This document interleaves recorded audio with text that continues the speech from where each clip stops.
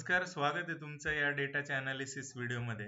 तर मित्रांनो, फार तुफान राडा झालेला आहे. म्हणजे ह्याच्यापेक्षा वाईट आजपर्यंत काही झालं नसेल. कारण कालच्या दिवशी SGX निफ्टी 50 पॉईंट वरती दाखवत होता आणि रिटेलरचा कॉन्फिडन्स नेक्स्ट लेवल होता.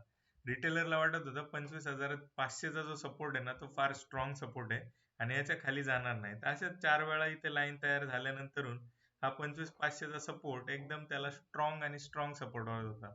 मित्रांनो, सपोर्ट रेजिस्टन्स हा अस्तित्वातच नसतो याचं गणित तुम्हाला आता वेगळं द्यायची गरज नाही. आणि हे कशावर असतं, काय होतं एक्झॅक्ट, ते तुम्हाला समजणं गरजेचं आहे. तर मित्रांनो, हा डेटा आहे. हा डेटा आपण अनालाइज करत असतो. कालच्या दिवशी मी तुम्हाला क्लिअरली वॉर्न केलं होतं, डेटा निगेटिव्ह आहे. मी कालपासूनच नाही, मी कंटिन्युअस डेटा निगेटिव्हच टाकतोय. ओके, ऑलमोस्ट 26,100 पासून आपल्याला ही गोष्ट कळाली होती की मार्केट इथून निगेटिव्हच असणार आहे. ओके, एकदम बोल्ड याच्यात तुम्हाला निगेटिव्ह देतोय. याचा अर्थ समजून घ्या, मार्केट काहीतरी आपल्याला एक सांगण्याचा प्रयत्न करत असतो. हे आकडे म्हणजे फक्त आकडे नाहीयेत, ह्या रिअल पोझिशन्स आहेत एफआयजनी कॅरी केलेल्या. ओके, आता एवढं सगळं निगेटिव्ह घडतंय आणि आपला मूर्ख रिटेलर 7 लाखाच्या पोझिशन्स कॅरी करतोय. 7 लाखाच्या पोझिशन्स म्हणजे जोक नाहीये. गुणिले लॉट साईज करा, मग त्याचं ऍक्च्युअल व्हॅल्युएशन कळेल. तर इथं तुम्ही बघू शकत असाल, आता एवढं सगळं दुनियादारी 8 लाख एवढ्या 30-40% पोझिशन्स कट होऊन सुद्धा 8 लाखाच्या पोझिशन्स पॉझिटिव्ह घेऊन गेलेला आहे रिटेलर. याला रिटेलर नाही म्हणायचं, याला मूर्ख रिटेलर म्हणायचं. जी शक्ती मोठ्या व्यक्तींसोबत लढायची आहे, त्या शक्ती पुढं अक्षरशः नांग्या टाकायच्या आणि चड्डी सांभाळायचं काम रिटेलर करत असतो. प्रत्येक पॉइंटला त्याला असं वाटतं मार्केट वरतीच जाईल, वरतीच जाईल. अरे बाबा, जर डेटा निगेटिव्ह होतो, तुला पॉझिटिव्ह जायचंय कशासाठी? एफआयच कंटिन्यू निगेटिव्ह आहे. एवढ्या 30%च्या पोझिशन कमी झाल्यानंतर सुद्धा 5,71,000च्या पोझिशन्स नेट टू नेट तो घेऊन गेलेला आहे. डायरेक्शनल लॉंग आहेत, विचारच करायचा नाही तुम्ही. डायरेक्शनल लॉंग आहे आणि हा कार्यकर्ता डायरेक्शनल शॉर्ट्स आहेत एफआयच्या आणि प्रोच्या सुद्धा. ओके, आणि रिटेलरनी काय केलंय, लॉंग घेऊन गेलाय. ठीक आहे, तर मित्रांनो, डेटा भयानक निगेटिव्ह आहे, फार परिस्थिती वाईट आहे. हे तुम्हाला गंडवण्यासाठी आहे. जे पण 100-150 पॉईंटचा अपमूव चुकून आलाच, कारण हा डेटा इमॅच्युअर असतो. ठीक आहे, इमॅच्युअर अशासाठी असतो की तेवढ्या हेवी पोझिशन्स मार्केटमध्ये नसतात. ओके, त्या अर्थाने याला इमॅच्युअर म्हणत असतो मी. स्टुडंट्स आहेत, त्यांना माहिती आहे कशा पद्धतीने हा डेटा रीड करायचा.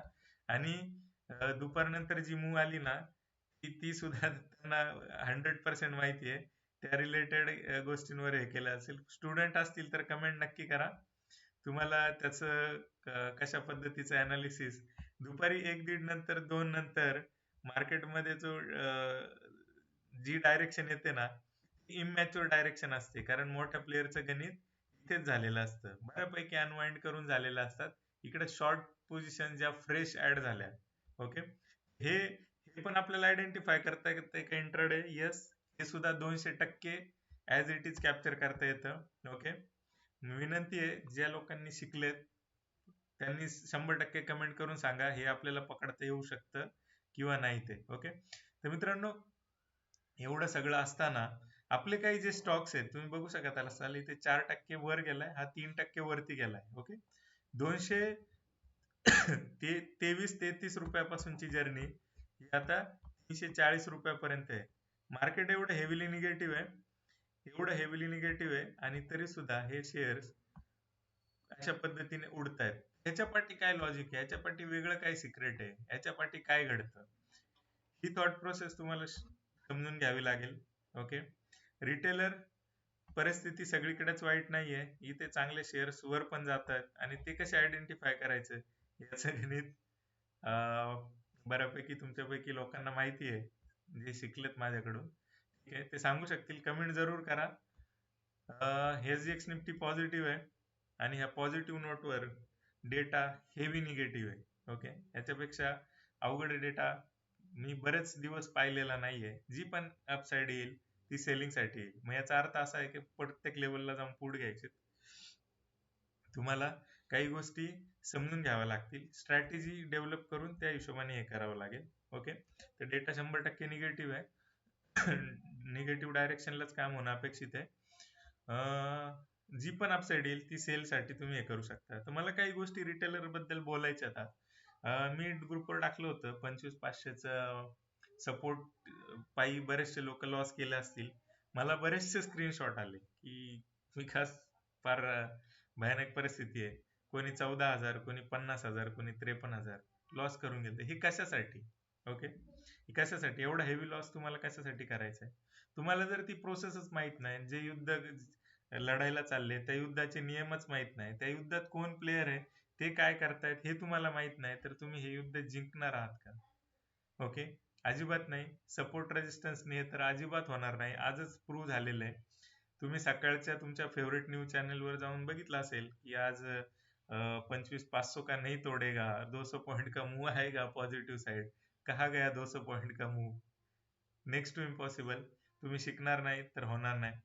ओके, तर मित्रांनो पुन्हा एकदा सांगतोय, हे जे आहे ते थोडंसं वाईट काम चालू आहे. इंडिया विक्स वाढून आला असणार आहे. इंडिया विक्स बघताय, ह्याचे काही डेटाचे पॉइंट्स आहेत.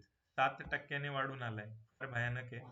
ओके, तर डेटा सुद्धा निगेटिव्ह आहे. तर ह्या गोष्टींचे काही लॉजिक्स असतात का? काही फ्युचर प्रीमियम्स, त्यानंतर एटीएमचे स्ट्रॅडल स्ट्रँगल,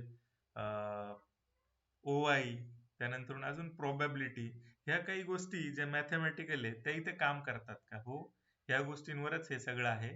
ह्याचे बरेचसे फॉर्म्युलेच क्रिएट केलेले आहेत मोठ्या लोकांनी. हे नाव ऐकलं असेल तुम्ही. जर ऑप्शन करता तर हे तुम्हाला माहित पाहिजे. ब्लॉक स्कॉल्स मॉडेल काय आहे?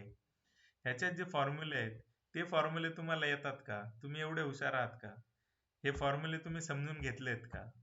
हे समजून घेणार असाल तर तुम्हाला त्याचं बऱ्यापैकी नॉलेज येऊ शकतं. तुम्हाला ओपन इंटरेस्ट माहिती आहे का? मनीनेस माहिती आहे का? In the money, out of money हे माहिती आहे का? तर मित्रांनो बिलीव्ह मी, 99.9% लोकांना हे नाही माहित की इन दी मनी काय, आउट ऑफ मनी काय आहे, ऑप्शनचं ग्रीक्स काय आहेत, ग्रीक्स ऍक्च्युअल रीड करायचा कसा, थीटा बीटा गेमा हे सगळं काहीतरी सांगतील मला, पण रियालिटी मध्ये तसं नाहीये. तुम्हाला ते थीटाचा रिअल मिनिंग माहित नाहीये, गॅमाचा रिअल मिनिंग माहित नाही, वेगाचा रिअल मिनिंग तुम्हाला माहित नाहीये. थेरॉटिकल तुम्ही शिकलाय, ऍक्च्युअल चार्टवर दिसतं कसं आणि रिअल टाइम ते अनुभवता कसं येतं. ठीक आहे, तर त्याच्यासाठी तुम्हाला वेगळा नजरिया ठेवावा लागेल आणि ते गोष्टी आत्मसात करावं लागेल. तर अशा पद्धतीचे फॉर्म्युले तुम्हाला येत असतील कामाला बघा, एकदम असे सायंटिस्ट काइंड ऑफ लोक दिसतात तुम्हाला आणि त्यांनी हे डेव्हलप केलेलं आहे. हा फॉर्म्युला हे करा, मग तुम्हाला जाऊन काही सिक्रेट हे होतील. ठीक आहे, तर थांबूया, फार वेळ घेत नाही मित्रांनो. तुम्ही ऑलरेडी ट्रबल मध्ये आहात, बऱ्यापैकी निगेटिव्ह पोर्टफोलिओ आहेत. ओके, तर हेज कसं करायचं ह्याचं पण एक सिक्रेट आहे. पोर्टफोलिओ हेज करून आपण त्याच्यापासून वाचू शकतो. तर त्यावर पण मी एक व्हिडिओ बनवणार आहे, तो पण नक्की अटेम्प्ट करा. ओके, तर डेटाचे जे बेसिक्स आहेत ते तुम्हाला सांगून दिलेले आहेत मी. कंटिन्युअस शॉर्टिंग मोठ्या प्लेयर्स कडून चालू आहे. तर हे जे मोठ्या गोष्टी घडतात ना न्यूज येण्याच्या आधी, या सगळ्या डेटावर डिस्काउंट होतात. बिलीव्ह मी, तुम्ही जेवढे माझे जुने व्हिडिओ बघाल तर कंटिन्यू त्या दिवसाचा तो व्हिडिओ जाऊन बघितला की तुम्हाला 100% अंदाज येईल ऍक्च्युअल काय झालंय मार्केटमध्ये. तर थांबूया, अटेंटिव्ह राहा, व्हिडिओज बघत राहा, इन्फॉर्म व्हा, तरच ही जर्नी पॉसिबल आहे. सपोर्ट रेजिस्टन्सच्या नादाला अजिबात लागू नका मित्रांनो. थँक्यू. थांबूया आजच्या या व्हिडिओमध्ये.